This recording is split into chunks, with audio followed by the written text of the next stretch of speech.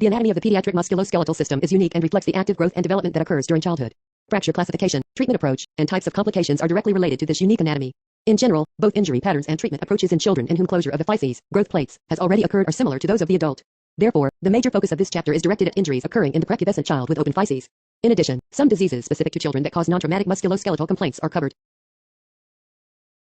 The long bones of children consist of discrete anatomic areas. The physis is an area of growth cartilage and may occur at one, for example, the phalanges, or both, for example, the tibia and the femur, ends of a long bone. The area of bone between a physis and the adjacent joint is termed the epiphysis. An apophysis is an outgrowth of bone, usually with its own ossification center in childhood that often serves as a point for muscle or ligament attachment. The midshaft of a long bone is referred to as the diaphysis. The metaphysis of a long bone represents the area between the diaphysis and the physis, figure 141-1. See Chapter 267, Initial Evaluation and Management of Orthopedic Injuries.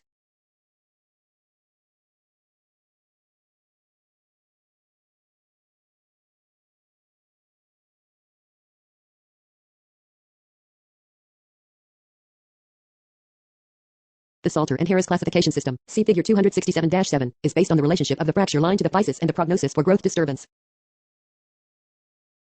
Type I physeal injuries occur when the epiphysis separates from the metaphysis. The cleavage is through the hypertrophic cell zone of the physis, with the reproductive cells of the physis remaining with the epiphysis. There are no associated fragments of bone, as the thick periosteal attachments surrounding the physis remain intact. The epiphysis may, however, displace from the metaphysis. Type I injuries have a very low incidence of growth disturbances.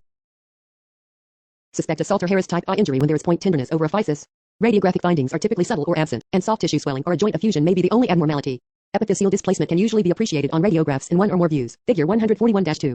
However, in the absence of epiphyseal displacement, the diagnosis is a clinical one.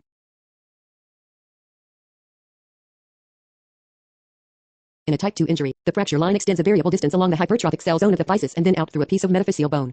The periosteum overlying the metaphyseal fragment remains intact, whereas the periosteum on the opposite side of the fracture is torn away from the diaphysis while remaining adherent to the epiphysis. Growth is preserved because the reproductive layers of the physis maintain their position with the epiphysis and the epiphyseal circulation. Diagnosis is made radiographically by noting a triangular-shaped fragment of metaphysis that is not associated with discernible injury to the epiphysis, figures 141-3 and 141-4.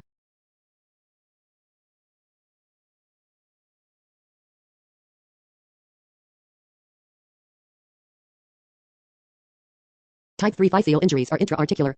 The fracture line extends intra-articularly from the epiphysis, through the hypertrophic zone of the physis, with a cleavage plane continuing along the physis to the periphery.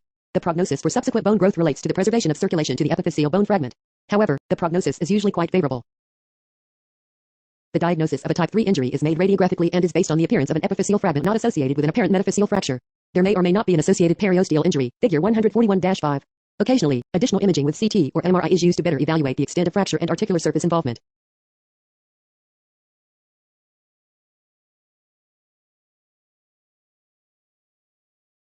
In type 4 injuries, the fracture line originates at the articular surface, extends through the epiphysis and the entire thickness of the physis, and continues through the metaphysis, figure 141-6. The risk of growth disturbance with this type of fracture is significant, and reduction must be precise.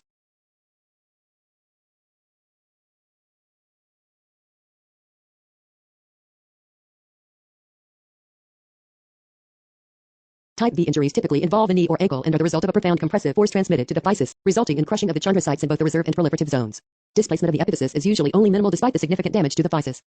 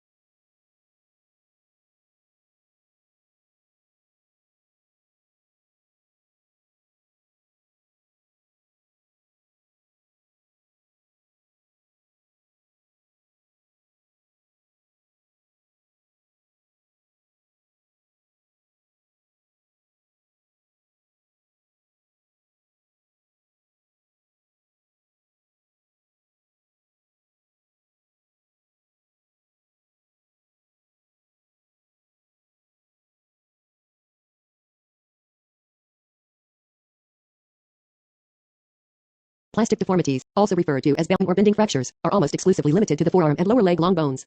The classic clinical hallmark is pain out of proportion to physical examination findings, and in the forearm, pain is maximal on pronation supination. The cortex of the diaphysis of the long bone is deformed, but the periosteum along the entire diaphysis is preserved. Moderate severe plastic deformity is usually obvious clinically, which should guide the inexperienced clinician who may think that in the absence of an obvious fracture the radiograph appearances are normal. Proper interpretation of the radiographs requires an awareness of the normal shape of the long bones involved because fracture lines and disruptions in the periosteum are absent. Figure 141-9.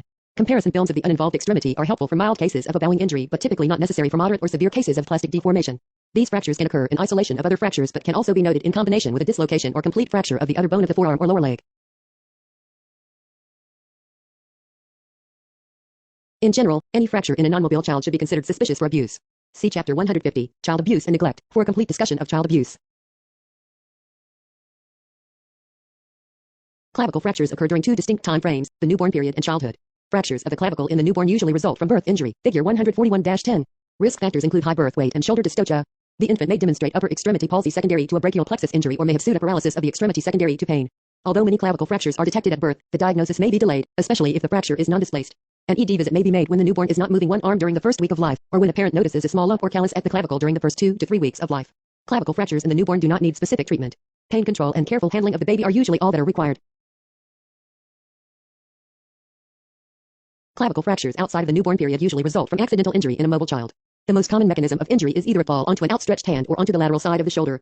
The clavicle may fracture in 3 general sites, the diaphysis, medial end, or lateral end. Fractures of the diaphysis usually occur in the middle third of the clavicle and are the most common of all clavicle fractures. Most of these injuries can be treated with analgesics, supported the injury with a broad arm sling for 3 to 4 weeks, and follow up with a primary care physician. Urgent orthopedic consultation is indicated when a child is greater than 12 years of age, the fracture is greater than or equal to 100% displaced and or shortened greater than or equal to 2 cm, or there is skin tinting, neurovascular compromise, and or fracture through a pathologic lesion. Complete healing and remodeling can take more than 1 year, and a small callus will become palpable in most cases if the fracture was displaced. Fractures at the medial end of the clavicle are uncommon. Given the strong ligamentous attachment of the clavicle to the sternum, injuries to this area are usually epiphyseal disruptions. Orthopedic consultation is recommended for these injuries. Fractures of the distal end of the clavicle are also uncommon in children and again more likely to be epiphyseal disruptions. Minimally displaced distal clavicle fractures only need immobilization with a sling or equivalent. Surgical reduction may be needed for more displaced fractures. Fractures of the humerus are divided into 3 groups: fractures of the proximal humerus, fractures of the humeral diaphysis, and fractures of the condyles and supracondylar area. Supracondylar and condylar fractures are discussed as part of the pediatric elbow section below.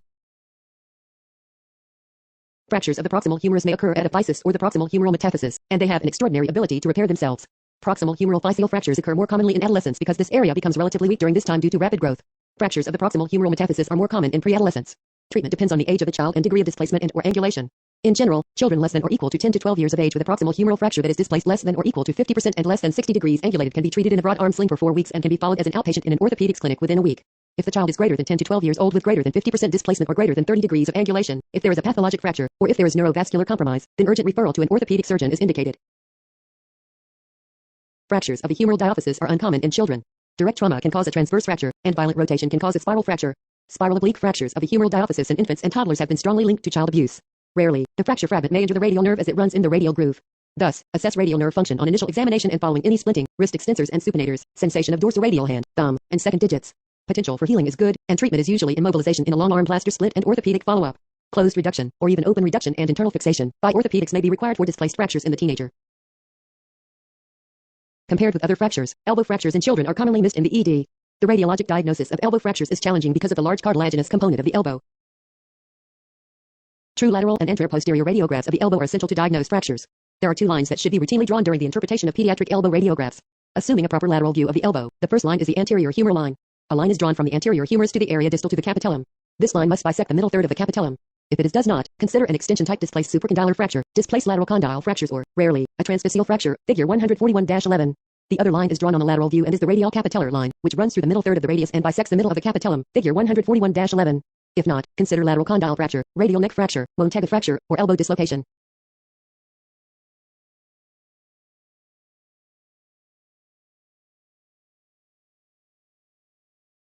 Lateral radiographs are also used to evaluate for subtle effusions when an occult fracture is suspected. An anterior fat pad may be normal and appears as a small drop of oil hugging the distal anterior humerus. An anterior fat pad that seems to protrude like a sail from the distal humerus may be pathologic, sail sign, but when significant for an associated fracture, this finding typically occurs in association with a visible bony fracture or posterior fat pad, figure 141-12. This is unlike the posterior fat pad that is evidence of a hemarthrosis from an intra-articular injury and is always considered pathologic even in the absence of a visible bony fracture. Figure 141-12.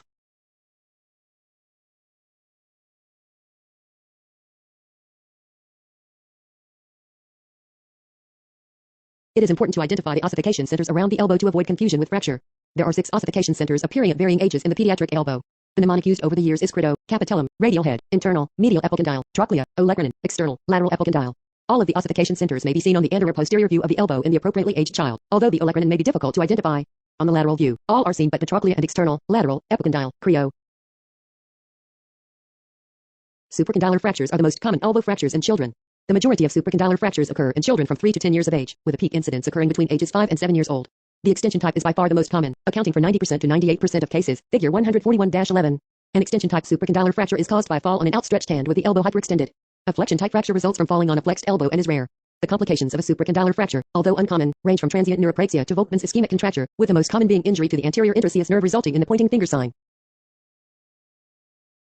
Classification of supracondylar fractures is based on the extent of fracture fragment displacement. Type I fractures are displaced less than or equal to 2 mm and may have a posterior fat pad sign as the only radiographic finding. Figure 141-12. Radiologically occult fractures can often be confirmed on radiographs performed 2 to 4 weeks after the injury with the presence of a periosteal reaction of the humerus. Type 2 fractures are angulated to varying degrees, but the posterior cortex of the humerus is intact. Figure 141-13. Type 3 fractures are completely displaced with no cortical contact. Figure 141-14. The distal fragment may be posteromedially, type I idea, rotated and, as such, can impinge against the radial nerve or be posterolaterally, type I ib, rotated. In posterolaterally displaced fractures, the brachial artery and median nerve are at risk for injury, and compartment syndrome can develop. If compartment syndrome is suspected, see Chapter 278, Compartment Syndromes. Emergency orthopedic consultation is needed. Traction and reduction are indicated if the hand is cool, pale, and pulseless. The simple absence of a pulse in an otherwise viable hand is a contraindication to manipulation in the ED.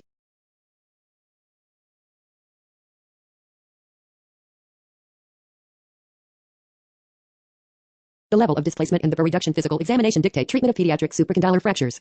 Type I supracondylar fractures are inherently stable. The goal of therapy is pain control and immobilization with a long arm posterior splint with the elbow at 90 degrees and the forearm in pronation or neutral rotation for 3 weeks. Arrange orthopedic follow-up within 2 to 7 days. While collar and cuff immobilization is used in some centers, it does not offer as good pain management as splinting. Type 2 and 3 fractures need urgent orthopedic consultation in the ED for definitive management that typically includes operative pinning.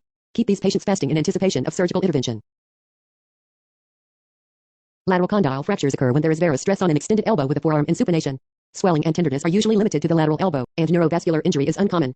Diagnosis can be made with standard anterior, posterior, and lateral views, but obtain an oblique view if clinical suspicion is high. Fractures can be Salter-Harris type 2, most common, or 4.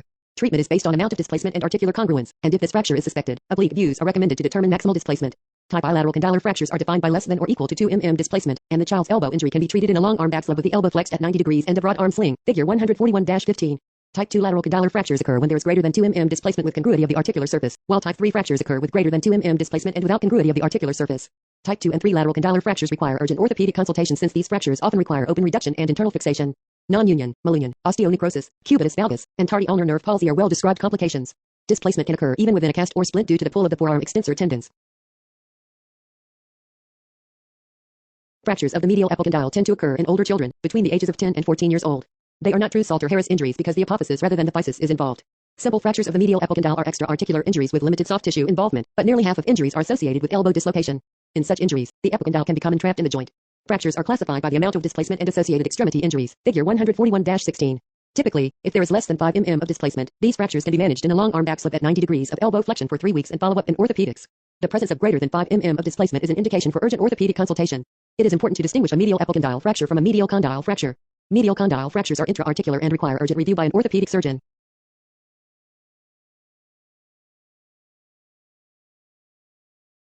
A Montagu fracture dislocation refers to the dislocation of the radial head, proximal radial nerve joint, with fracture of the ulna. This type of injury is the most commonly missed serious fracture of the elbow, and delayed or missed diagnosis is not infrequent.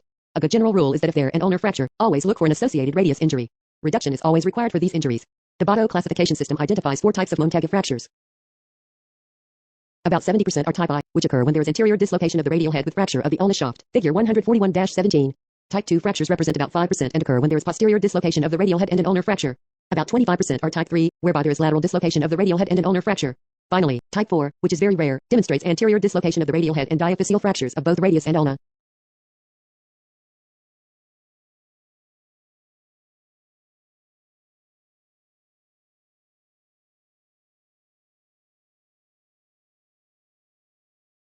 Olecranon fractures generally result from a fall on the elbow and are best seen on the lateral view. Figure 141-18. Orthopedic consultation is best to guide treatment. If the fracture is displaced less than or equal to 5 mm, it should be immobilized in the most stable position, usually 90 degrees of elbow flexion, for 3 to 6 weeks. Open reduction and internal fixation are indicated for unstable fractures. Olecranon fractures occur in association with fractures of the radial head and the neck.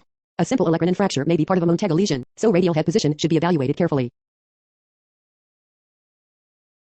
Fractures of the radial head and neck are uncommon in children. Figures 141-19 and 141-20. The radial neck is fractured more frequently than the radial head, and most radial neck fractures occur through the metaphysis. The most common mechanism is a fall. Obtain orthopedic consultation to guide treatment. Reduction is often necessary when angulation is greater than 35 degrees or displacement is greater than 60%.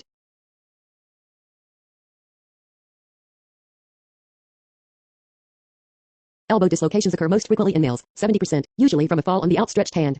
The most common type of dislocation is posterior, usually accompanied by some lateral displacement. Figure 141-21. Carefully examine the radiographs for associated fractures, particularly of the medial and lateral epicondyle and radial neck.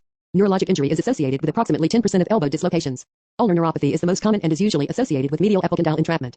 Median nerve injury may be caused by entrapment of the nerve inside the joint, behind the medial epicondyle, or in an epicondyle fracture.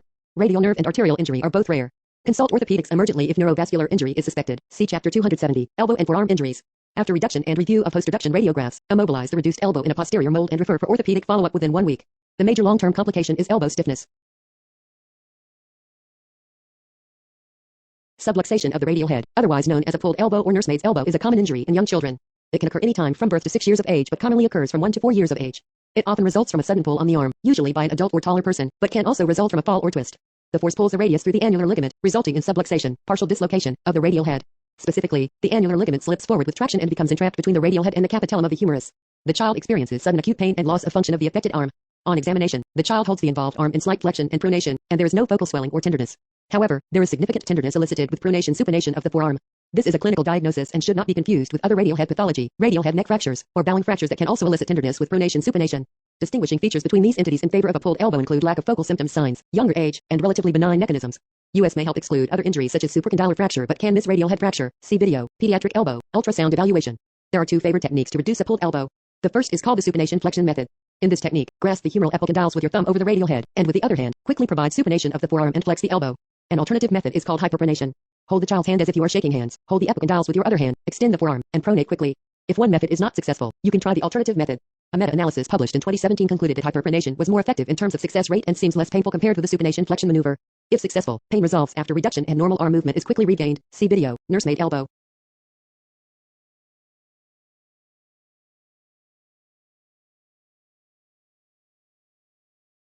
The vast majority of shaft fractures involve the distal third of the forearm in the metaphyseal area of the bone. Clinic. Play video 141-2. The vast majority of shaft fractures involve the distal third of the forearm in the metaphyseal area of the bone. Clinically, there is typically point tenderness and swelling, and occasionally, there is deformity. Clinical assessment should include the forearm and the joints above and below the primary injury to assess for the presence of associated fractures or dislocations at those joints. Radiograph assessment above and below the forearm is also indicated if the clinical examination of these areas is limited. Injuries of the shaft can remain unstable despite attempts at closed reduction and occasionally require open fixation. Proximal third shaft fractures are relatively uncommon. In skeletally immature children less than 10 years of age, angulation less than 10 degrees often does not require anatomic reduction. Bowing deformities can be difficult to diagnose and are often missed, and radiologic comparison with the uninjured side may be necessary in mild cases. Figure 141-9. Failure to correct bowing, which tends to be along the whole bone, may lead to permanent deformity and disability. While minimally angulated bowing fractures can be managed in a splint or cast and follow up with an orthopedic surgeon, more advanced bowing fractures may require completion of the break to establish proper realignment. Prompt orthopedic consultation is required for any plastic deformities. In general, proper reduction and realignment are recommended for any angulation greater than or equal to 20 degrees in children less than 10 years of age or greater than or equal to 15 degrees in children greater than 10 years of age. Consultation with orthopedics in the ED is advised to guide management for when a bowing injury is suspected. Isolated ulnar fractures are rare and are caused by a direct blow. If caused by an indirect force, typically, there is an associated fracture or dislocation of the radius.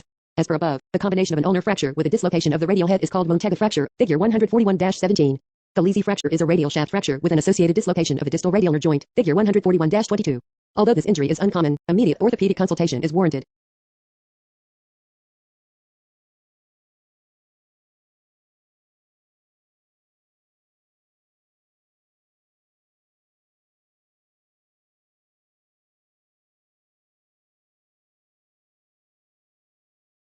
Younger children and more distal injuries have a greater capacity for remodeling. In general, in girls age less than 10 years and boys age less than 12 years with fractures that are less than or equal to 15 degrees angulated in the sagittal and less than or equal to 5 mm displaced in the frontal plane do not need reduction and can be managed in a short arm circumferential cast or splint for 4 to 6 weeks. Follow-up with an orthopedic surgeon is still recommended since these fractures can be unstable and can displace further in follow-up regardless of whether they are managed in a cast or a splint. For greater degrees of angulation, consult orthopedic surgery to determine the need for urgent reduction.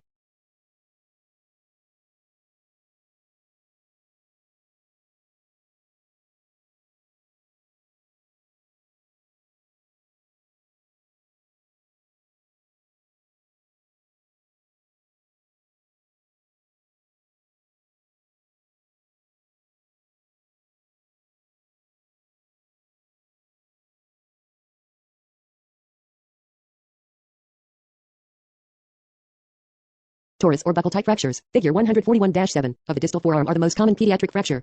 There is point tenderness over the distal radius and/or ulna, occasionally with associated localized swelling. These fractures are best treated by splinting in a position of function with follow-up with a primary care physician within 1 to 3 weeks. Orthopedic surgery referrals should be reserved for cases that are not healing as expected. Implementing this pathway is completely dependent on the emergency physician getting the correct radiologic diagnosis. Distal radius buckle fractures can be radiologically subtle and therefore can be missed without careful review of both the anterior, posterior, and lateral radiograph views. In contrast, about 10% of cases thought to have a distal radius fracture actually have more advanced fractures such as distal radius green stick or distal radius Salter-Harris type 2 fractures. Although the latter fractures are also likely to heal well in a splint, they are less stable and typically require follow-up with an orthopedic surgeon. Salter-Harris fractures of the distal radial physis are assumed if there is point tenderness or swelling over the distal radius physis and there is no radiographic evidence of a visible bony fracture. These injuries are rarely associated with growth disturbances. Undisplaced or minimally displaced Salter-Harris eye fractures should be immobilized with a below elbow splint and followed in an orthopedic clinic within 1 week. Significantly displaced Salter-Harris eye fractures often require urgent closed reduction in the ED. Consult orthopedic surgery for guidance on when reduction is recommended. Salter-Harris type 2 injuries, figure 141-23, can be managed as per Salter-Harris eye fractures of the distal radius. For Salter-Harris type 3, 4, and V injuries, urgent orthopedic consultation is necessary. Anterior-posterior fractures of the carpal bones are quite rare in the skeletally immature child. However, these injuries increase in frequency in the skeletally mature adolescent population. Most are sports-related injuries.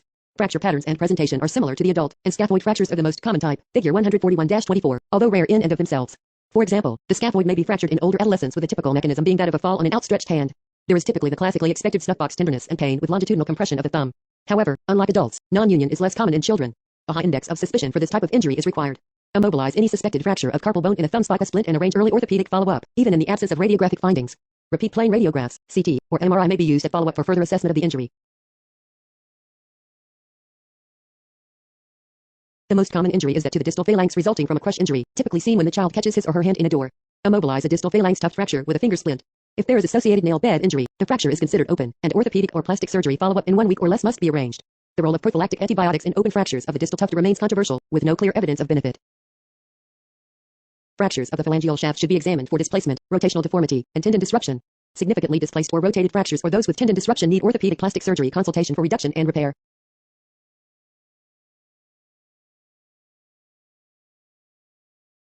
The immature, relatively cartilaginous pediatric pelvis is somewhat pliable. There are 2 broad categories of pelvic fractures, non-avulsive and avulsive. Non-avulsive pediatric pelvic fractures usually result from a tremendous force, and the most common mechanism for pelvic fractures is pedestrian versus motor vehicle collisions. Assume multisystem injury in a child with a pelvic fracture, and transfer to a facility equipped to manage pediatric multiple trauma. In children, life-threatening hemorrhage usually results from injury to other body areas rather than from injury to the pelvic vessels.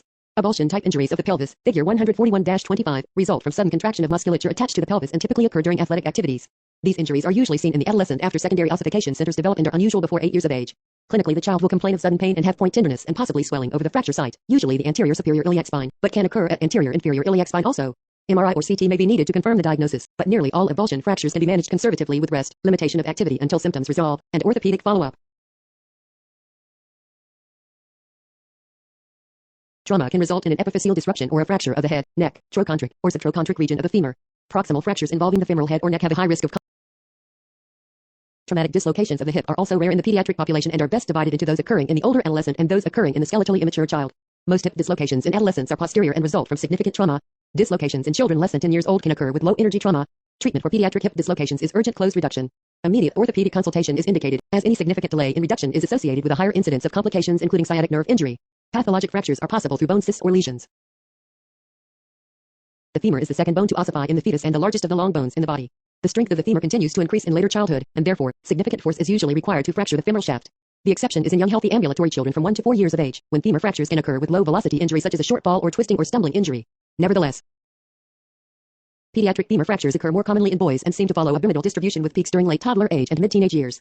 The most common mechanisms of injury are falls, pedestrian versus automobile incidents, motor vehicle collisions, and sports-related injuries. The clinical findings of a femur fracture are usually obvious. There is typically tenderness and swelling over the fracture site. The child may hold the leg externally rotated and will likely refuse to bear weight. The leg may be shortened. Given the high degree of force needed to fracture the femur, perform a thorough evaluation for multisystem trauma. Hypotension is usually not related to an isolated femur fracture in a young child and should prompt a search for other injuries. All femoral shaft fractures require immediate orthopedic consultation. Treatment depends on the child's age. Slipped capital femoral epiphysis, also known as slipped upper femoral epiphysis, is a disorder of childhood characterized by slipping of the femoral epiphysis of the hip. Complications include a vascular necrosis of the hip and premature closure of the physis. Slipped capital femoral epiphysis is the most common cause of hip disability in adolescents. Etiology is multifactorial, and any child may develop slipped capital femoral epiphysis during a growth spurt. However, many affected children are obese adolescents whose hips are exposed to repetitive minimal trauma, but some are tall, athletic children. Boys with slipped capital femoral epiphysis present at an average age of 14 to 16 years old. Girls typically present earlier, at approximately 11 to 13 years of age, with occurrence after menarche being rare.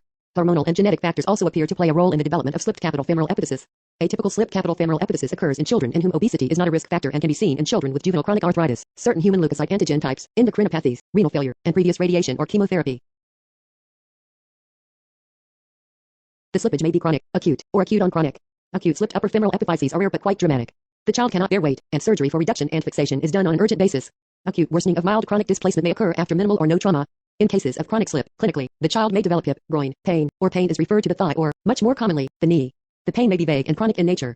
If you watch the child walk, you will observe that the foot on the affected side has a much more external progression angle, and when you examine the hip, you will note that the hip flexes into obligate external rotation. Obtain bilateral hip radiographs in any adolescent with chronic pain in the groin, hip, thigh, or knee to evaluate for slipped capital femoral epiphysis because delay in diagnosis can lead to significant disability. Adequate radiographs include both anteroposterior and lateral hip radiographs, Lowenstein view. Both hips should be imaged given the high incidence of bilateral disease. The use of frog leg views is controversial given the potential for further epiphyseal displacement in this position. Radiographically, epiphyseal slippage may be detected by examining the anatomic relationship of the femoral neck to the femoral head, figure 141-26 and figure 141-27.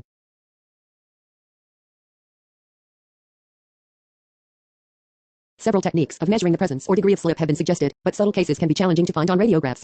Therefore, obtain orthopedic consultation for any child with pain suspicious for slipped capital femoral epiphysis in the ED. Additional imaging with MRI to detect early slips may be recommended. Once the diagnosis is made, the goal of treatment is to prevent further slippage. Management includes strict non-weight-bearing and definitive operative management. Prophylactic pinning of the contralateral hip, even if apparently unaffected, is also recommended by some authors. Prognosis depends on the degree of displacement. However, even in the best of cases, many patients are left with residual limited range of motion and an increased risk for the development of osteoarthritis. Compared with the adult, ligamentous injuries to the pediatric knee are much less common than are fractures. Evaluation typically includes 2 radiograph views, anteroposterior and lateral, of the knee. The Ottawa Knee Rules, see Chapter 274, knee injuries have been validated for children greater than 5 years of age and can help determine the need for radiographs. Fractures through the distal femoral physis are uncommon yet carry a significant complication rate. The popliteal artery lies close to the distal femoral metaphysis and may be injured along with the peroneal nerve. Growth arrest may also occur secondary to permanent physeal damage. Although Salter-Harris type I injuries may not be appreciated on radiographs, any child suspected of having a significant injury should receive orthopedic follow-up. Any displaced distal femoral physeal disruption needs immediate orthopedic evaluation for reduction. Figure 141-28. Patellar injuries in children are usually dislocations. In fact, patellar dislocation is one of the most common causes of a traumatic hemarthrosis in children. The typical mechanism is one of pivoting the knee on a fixed lower leg. Often reduction has already occurred at the scene, although a history of the knee popped out of place can usually be obtained. If the patient remains dislocated at the emergency visit, the displaced patella usually sits laterally and the knee is held in flexion. Reduction need not be delayed for radiographs and is easily accomplished by gently extending the knee while another provider helps lift the patella into place. Although the patella does not actually need to be moved into place, the second provider can help prevent a traumatic reduction, resulting in additional fractures. Obtain radiographs after the reduction to assess for fractures, which are most typically seen at either the lateral femoral condyle or the medial margin of the patella. Provide a knee immobilizer and orthopedic follow-up within 1 to 2 weeks. Most patients improve with conservative management and rehabilitation. However, some children are predisposed to chronic dislocations and may eventually need realignment of their extensor mechanism. Fractures of the patella are uncommon in children and usually occur from direct blunt force. The sleeve fracture of the patella, in which the distal patellar sleeve is avulsed from the body of the patella, is a patellar fracture unique to children. The typical mechanism of an avulsion sleeve fracture is forceful contraction of the quadriceps against a fixed lower leg. Consultation with an orthopedist is advised to determine the appropriate treatment. Mechanically speaking, an avulsion fracture of the tibial spine is the equivalent of an anterior cruciate ligament rupture in an adult. The anterior cruciate ligament inserts on the tibial eminence, also known as the anterior tibial spine, and this ligament and its insertion are much stronger than the epiphyseal bone in children. Non-displaced fractures may be managed conservatively with immobilization and extension and orthopedic follow-up. However, any displaced fractures need reduction and immediate orthopedic consultation.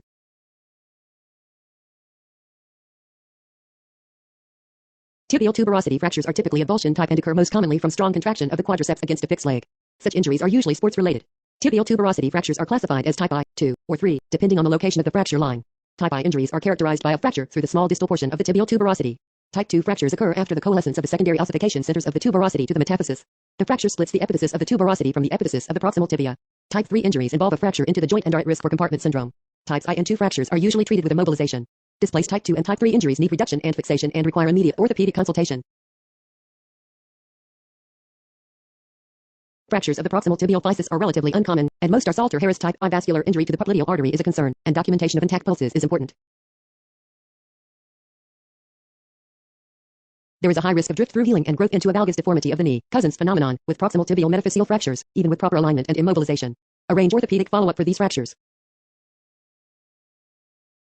Fractures of the tibia and fibula at the shaft are common. If the fracture is minimally displaced and there is no evidence of compartment syndrome, immobilize in a long leg posterior splint and arrange orthopedic follow-up. However, if there is greater than 10 degrees of angulation in any plane, orthopedic consultation and reduction are indicated. These are very painful injuries and may require admission for pain relief.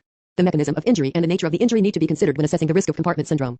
Where there is high energy injury, if the limb was in highly metabolic state at the time of injury, for example, taking part in sports, or if there is any element of crush, then there is a risk of compartment syndrome, and the patient should be admitted for observation. The toddler's fracture is an isolated spiral fracture of the distal tibia in a toddler, that is, once learning to walk. The typical mechanism is external rotation of the foot with the knee flexed. Parents report that the child is limping or refusing to bear weight for no evident reason or after seemingly insignificant trauma. Clinically, there is usually pain with palpation and rotation of the distal tibia, although swelling may be minimal or absent, and occasionally there is no tenderness. Obtain radiographs of the leg in the limping toddler, even in the absence of physical examination finding. Radiographically, a fracture line may be noticed at the distal third of the tibial shaft, figure 141-29. At times, initial standard radiographs may be normal. Oblique views may show a fracture line when standard views are negative. If a toddler's fracture is clinically suspected and initial radiographs are negative, splint immobilization and no immobilization are both management options with follow-up in 1 week for repeat radiographs. If radiographs are negative and there is also the absence of a traumatic history, clinicians are encouraged to rule out other possible diagnoses that could lead to difficulty weight bearing in a young child. For radiologically evident fractures, there is currently a wide practice variation. Options include immobilization of the injured leg in a long leg splint, removable prefabricated device, or above knee cast with adequate fixation. The most commonly applied standard is a long leg splint in the ED followed by an above or below knee cast with adequate fixation placed in an orthopedics clinic. Ankle injuries in children include both ligamentous disruptions as well as fractures. With the exception of the distal fibula, ligamentous injuries are uncommon before physeal closure because of the generally stronger nature of ligaments when compared with open physes. Ankle sprains in older children with closed physes are graded and treated as they are in adults. Fractures of the pediatric ankle may involve the distal tibia, the fibula, or both. A thorough evaluation and appropriate treatment are extremely important because any articular surface disruption in this joint can result in long-term complications despite a seemingly benign initial presentation. The low-risk ankle rule has been validated exclusively in children greater than 3 years of age and aims to reduce unnecessary radiography in children with ankle injuries, figure 141-30. In a multi-center impact analysis, implementation of this ankle rule reduced radiographs by 22% and demonstrated significant healthcare cost savings. Once radiographs are considered necessary, standard views include anteroposterior, lateral, and oblique views. Distal tibia fractures may be at higher risk of complications. Thus, additional imaging techniques such as CT and MRI can be used to help define the extent of fracture involvement.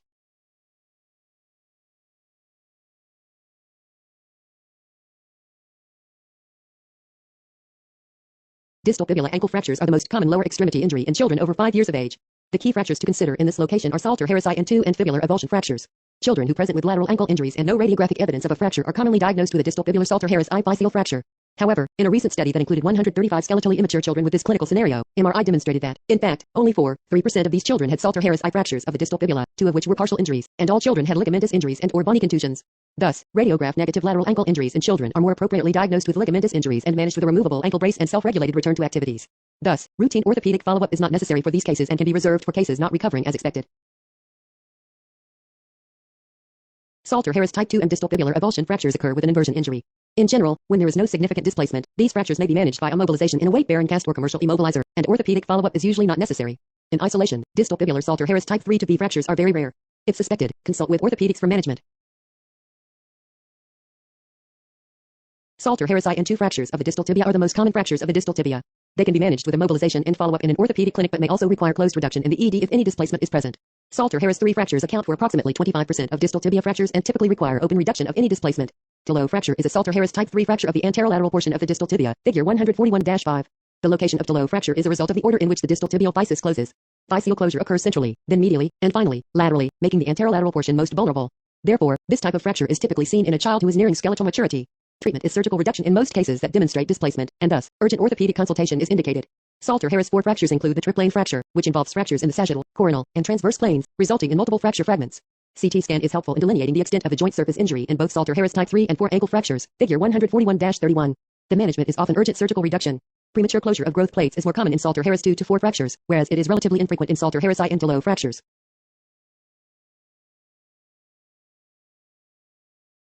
In early childhood, the pliability and lack of ossification of the foot make fractures in this area rare. As ossification increases with age, fractures become more common, but significant injuries are still unusual. The foot is divided into the hindfoot, calcaneus and talus, the midfoot, navicular, cuboid, second and third cuneiforms, and the metatarsals and phalanges. Fractures of the mid and hindfoot are rare. However, when they occur, they usually result from a fall. Recognition of fractures in these areas may be difficult, and CT or MRI may be necessary to identify and define these fractures. Fractures of the metatarsals and phalanges are relatively common in children and typically result from a direct blow from a falling object. They typically heal without sequelae. Crush injury to the foot may cause vascular compromise and compartment syndrome. These patients should be admitted for foot elevation and observation even if no fracture is detected. Most non-displaced fractures of the metatarsals and phalanges can be managed by immobilization in a posterior short leg splint and follow-up with an orthopedist. Significantly displaced fractures of the metatarsals and phalanges as well as those of the great toe that have intra-articular involvement may require fixation, although this can typically be done on an outpatient basis. Fractures of the base of the fifth metatarsal are common with inversion injuries of the ankle as in adults.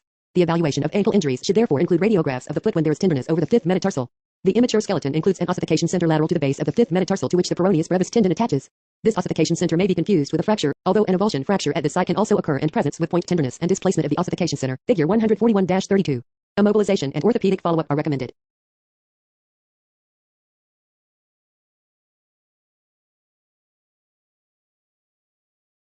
Septic arthritis occurs in all age groups, but especially in children less than 3 years of age. The reported incidence of septic arthritis varies from 2 to 5 per 100,000 per year in the general population to 28 to 38 per 100,000 per year in patients with rheumatoid arthritis. Although any joint can be infected and multiple joints can be involved, the hip and the knee account for nearly 80%.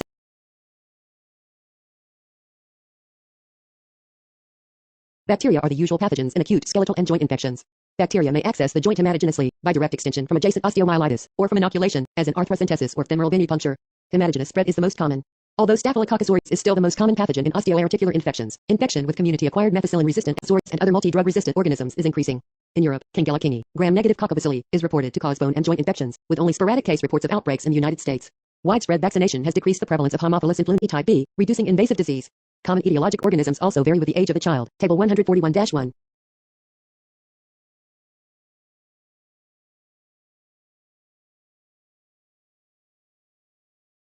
The earliest signs and symptoms of septic arthritis are subtle. Neonates do not characteristically appear and, in half of cases, do not have fever. Older infants, toddlers, and children usually have fever and localizing signs. Infants may have only pseudoparalysis, absence of spontaneous movement of an extremity or apparent pain on movement of the affected extremity. The child with hip or knee septic arthritis will limp or not walk at all. The child maintains the infected hip inflection, abduction, or internal rotation. On physical examination of the septic knee, the manifestations are those of any localized infection, that is, erythema, swelling, tenderness, and pain. These signs are not easily detected in the hip.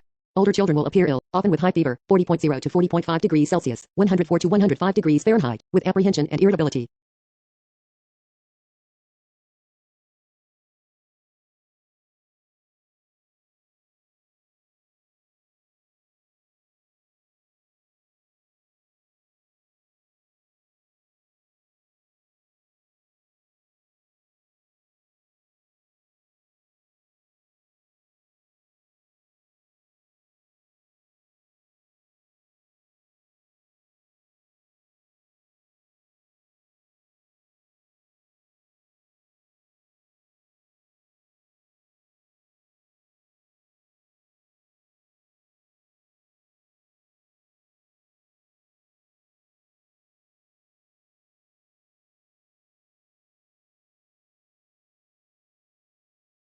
General principles.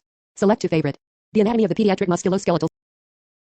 Plain film radiographs are non-diagnostic early in the course of infection but should be obtained to help identify osteomyelitis, fracture, or another process in the differential widening of the joint space with joint effusion and distension are late findings. Fat lines are displaced early in septic arthritis because of capsular distension. Views of the contralateral side may be useful for comparison. Ultrasonography is useful to document the presence of a joint effusion and aids in needle aspiration. CT and MRI provide improved soft tissue resolution and can aid in the diagnosis. The differential diagnosis is listed in Table 141. If septic arthritis is suspected, obtain a CBC, blood cultures, erythrocyte sedimentation rates, C-reactive protein, and procultures. Call orthopedics. And keep the child fasted nothing by mouth. Arthrocentesis provides definitive diagnosis and should not be delayed while awaiting laboratory studies. See Chapter 284, Joints and Bursae. Administer empiric antibiotics immediately if septic arthritis is suspected and orthopedic care is not available within 24 hours. Patients at risk for septic arthritis usually have temperature greater than 38.5 degrees Celsius, 101.3 degrees Fahrenheit, a C-reactive protein greater than 20 milligrams per liter, usually high, leukocytosis, greater than 12,000 cells severe pain, tenderness on palpation, spasm, and refusal to walk. Obtain joint fluid and send fluid for cell count, gram stain, glucose, and culture and polymerase chain reaction testing. Isolation of an organism from the joint fluid does not occur in approximately 1/3 of cases, but purulent fluid confirms the diagnosis when the clinical exam is suggestive. Fastidious or slow-growing organisms may not grow in culture. Likewise, the bacterial static effect of synovial fluid or prior empiric antibiotic therapy may decrease the sensitivity of joint aspirate cultures. When blood cultures are obtained, they are positive in less than half of cases, but they are the only source from which the causative agent is isolated in about 10%. Polymerase chain reaction studies of joint fluid improve organism detection. Concurrent infections at other sites may be associated with septic arthritis, and culture of those sites may help define the pathogen. For example, urine gram-negative bacilli, skin wound, psoriasis, urethra, cervix, rectum, and feri. Treatment is prompt joint drainage and washout, open, in the operating room, followed immediately by 4 antibiotic administration. If orthopedic care will be delayed, then 4 antibiotics should be started. Table 141-3 lists possible choices for initial antibiotic therapy, including empiric treatment. The prognosis depends on the length of time between symptom onset and treatment. A treatment delay of more than 4 days increases the likelihood of orthopedic complications, and infants have less favorable outcomes. Toxic or transient synovitis is a benign, self-limiting inflammatory process of the hip. It afflicts males more than females and is the most common cause of acute hip pain in children less than 10 years of age. The peak incidence is between ages 3 and 6 years old, but it is reported from 9 months of age to adolescence. It is 8 times more frequent than septic arthritis of any joint. The cause is unknown, but it is most often believed to be a post-viral illness sequela, but trauma, bacterial infection, and post-vaccine or drug-mediated reactions have also been cited as possible causes. Arthralgia and arthritis are secondary to a transient inflammation and hypertrophy of the synovial membrane. Symptoms are characterized by an abrupt onset of unilateral hip pain, limp, and restricted hip motion, preferentially held in abduction and external rotation. The child may complain of pain in the anteromedial or anterolateral thigh and knee. Although children complain of discomfort with movement of the limb, it generally remains possible to put the hip through a full range of motion. This is in contrast to the septic hip in which pain and spasms are more severe and range of motion is decreased. The child is non-toxic appearing, and other signs of systemic illness are absent. There can be either no fever or a low-grade temperature elevation. The mean WBC count and erythrocyte sedimentation rate are significantly lower than in septic arthritis, but they cannot be used to distinguish between transient synovitis and septic arthritis in individual patients. See discussion of acute septic arthritis. Radiographs of the hip may be normal or may demonstrate an effusion. There are no bone changes associated with transient synovitis. US is more sensitive than plain films at detecting joint effusions, although accuracy is decreased in patients less than 1 year of age. Reports of an effusion of the hip by US in toxic synovitis vary from 50% to 95%. This is primarily a clinical diagnosis that is supported by WBC, C-reactive protein, and erythrocyte sedimentation rate levels that are not significantly elevated. Further, hip radiographs are normal. US may demonstrate a small hip effusion. If the peripheral WBC count and erythrocyte sedimentation rate are substantially elevated and a hip effusion is noted on radiograph or US, perform a diagnostic arthrocentesis and obtain orthopedic consultation to exclude a septic joint. Send synovial fluid for gram stain, aerobic and anaerobic cultures, and acid-fast bacilli with culture. Synovial fluid is sterile and clearly transsudated with no organisms on gram stain. Treatment is with rest until the pain resolves, usually 3 to 7 days, followed by limited activity for 1 to 2 weeks. NSAIDs are the first-line therapy for pain. There are no sequelae from transient synovitis. As long as the diagnosis is certain, reevaluation by the primary care physician can be arranged within 2 weeks. Juvenile idiopathic arthritis is an umbrella term that has replaced the term juvenile rheumatoid arthritis. Juvenile idiopathic arthritis includes a heterogeneous group of arthritis of unknown cause that develop in children less than 16 years old. A detailed presentation of each type of arthritis is beyond the scope of this chapter. Systemic juvenile idiopathic arthritis is discussed in the following paragraphs.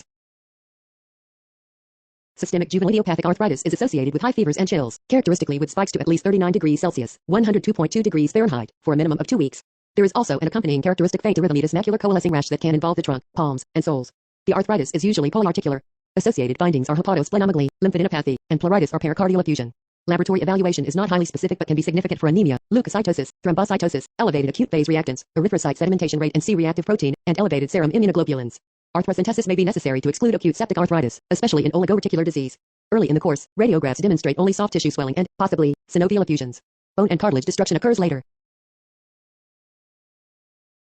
One of the most life-threatening complications is an entity called macrophage activating syndrome caused by macrophage and T lymphocyte proliferation and is characterized by multi-organ system failure. Clinical findings can include high fever, purpura, spontaneous mucosal bleeding, altered mental status, and hepatosplenomegaly. Laboratory evaluation can reveal pancytopenia, liver dysfunction, disseminated intravascular coagulopathy, hyperferritemia, hypertriglyceridemia, and low fibrinogen. Treatment may include symptomatic care in addition to pulse corticosteroids and cyclosporin A or a biologic.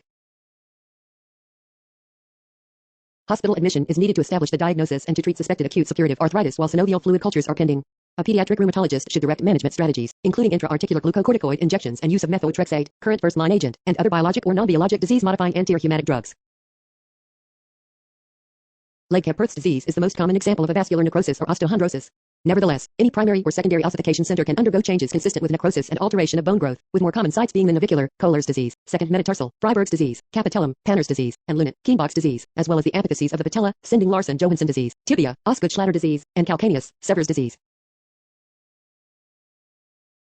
Legg-Hepperth's disease is a hip disorder that occurs in the femoral head that generally has an onset between the ages of 4 and 9 years old in 80% of patients, with a range of occurrence from 2 to 13 years and should be considered in the limping child in this age range. Males outnumber females by a ratio of 4:1, and it is bilateral in 10% of cases. Most children with the disorder are small for their age, with delayed skeletal maturation. The onset of disease is usually insidious. Mild hip pain and limp have been present for weeks to months before making the diagnosis. Initially, pain is mild to none and is often referred to the anteromedial thigh or knee. Physical findings include decreased hip abduction and internal rotation, proximal thigh atrophy and, in advanced cases, limb shortening may also be noted. Radiographically, in the initial stage of the disease, 1 to 3 months, the capital femoral epiphysis fails to grow because of the lack of blood supply. The hip radiograph demonstrates widening of the cartilage space of the affected hip and a small size ossific nucleus of the femoral head, figure 141-33. Next, a subchondral stress fracture line in the femoral head is evident, Caffey sign. As the disease progresses, new bone is deposited on the vascular trabeculae. Subsequently, calcification of the more radiopaque necrotic marrow occurs, with resultant crushing of the avascular trabeculae in the dome of the epiphysis. Further distortion of the femoral head progresses, although this is not inevitable, along with subluxation and extrusion of the femoral head from the acetabulum. The diagnosis of Legg-Campert's disease demands a high index of suspicion, because initial radiographs sometimes are normal. Bone scan and MRI can detect disease before plain film abnormalities are evident.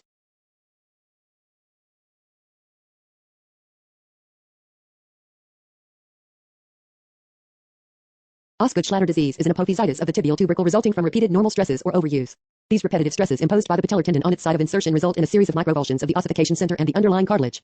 Inflammation causes patellar tendinitis and the development of a remarkable prominence, induration, and tenderness of the tibial tuberosity. There is no avascular necrosis of the tibial tubercle. Children are usually between 10 and 15 years of age at time of onset. It more commonly occurs in running or jumping athletes. Boys are affected more often than girls, and most cases are bilateral, although symptoms are commonly asymmetric. Signs and symptoms of Osgood-Schlatter disease are chronic, intermittent pain and tenderness over the anterior aspect of the knee and the tibial tuberosity. Pain is aggravated by activities such as running, kneeling, squatting, and climbing stairs. Pain improves with rest. On examination, there is a prominence and soft tissue swelling over the tibial tubercle.